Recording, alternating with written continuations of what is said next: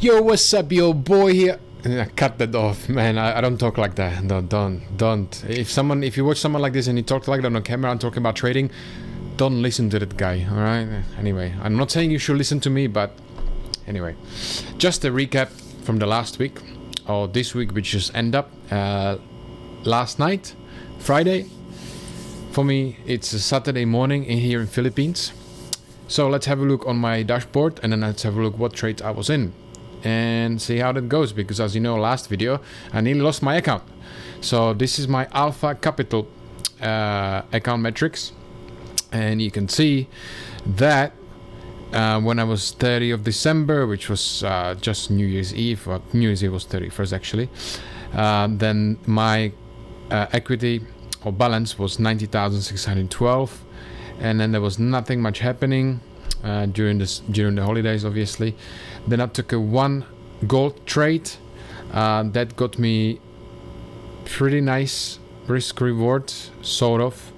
I only risk like 0.05, 0.1 lot, so I only make like 20 bucks, and I took another trade which I'm about to show you, and that gave me another nice 1 to 3 or 1 to 3.8, something like that, a risk reward.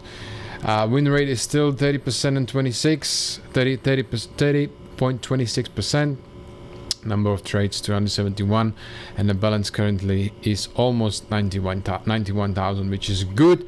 That's mean next week is the proper week of trading after the silly seasons, and I couldn't wait to get out of the silly season. I can tell you that, because I don't know, if I can't trade, it's like I don't know what I'm doing. I don't know what if you feel the same way when you have holidays or there is a forced holiday, drop a down comment below and tell me what way you feel. I feel like I'm stuck. I can't do anything.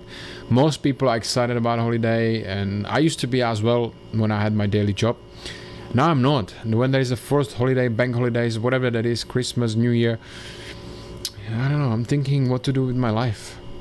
So yeah, anyway, so this is the account metrics. Yeah, so you can see Monday there was a gold $96, and then Thursday $367.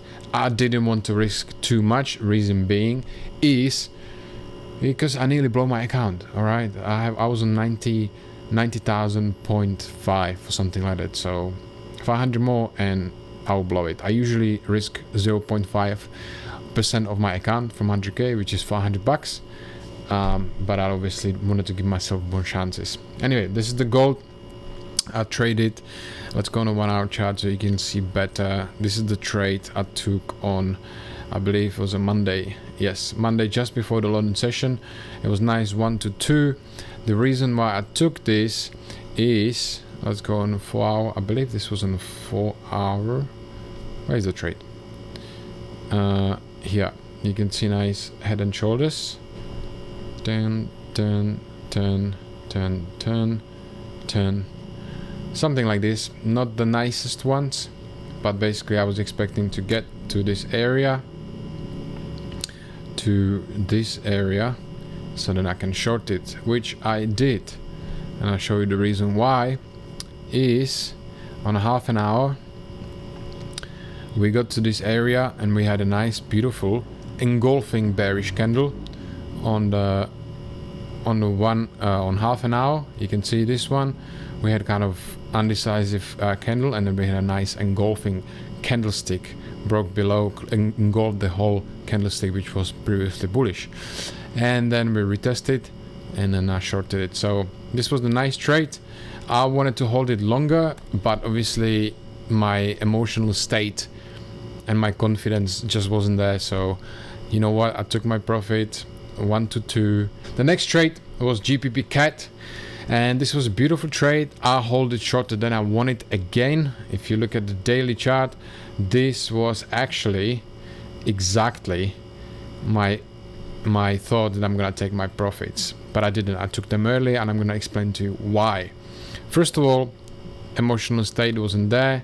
I had so many losing streaks. You can see in my previous video how I nearly blocked my account. I explained what actually happened for the last 3 months. Terrible, terrible. I recommend you to watch it. You're gonna laugh if you're trading. But I still had a nice 123.66 risk reward.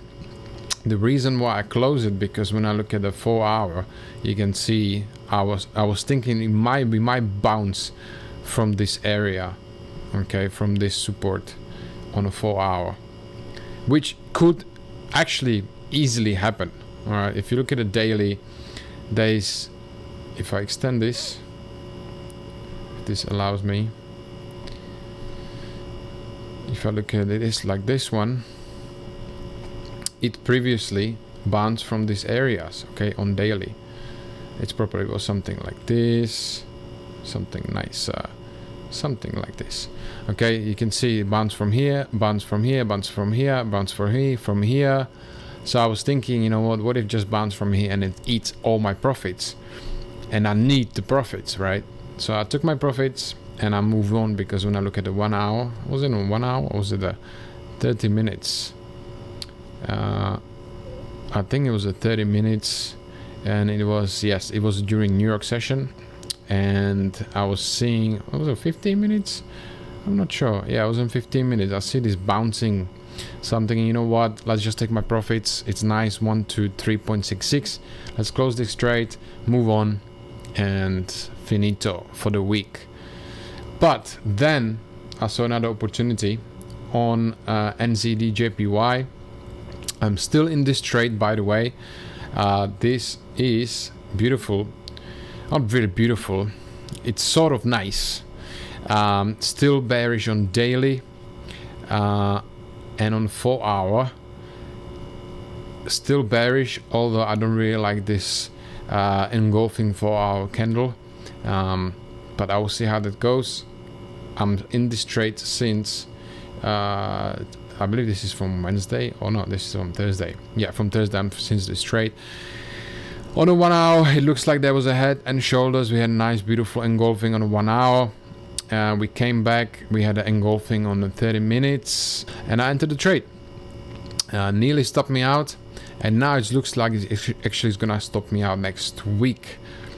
Although I don't think it's gonna happen. I think we're gonna touch this EMA and we're gonna bounce, continue down, because my anticipation is to go from daily, to go from here, not like this, to go from here and bounce down here, because that would be nice support area to bounce from. For the next week, I will see. I still not have my setup for the next week.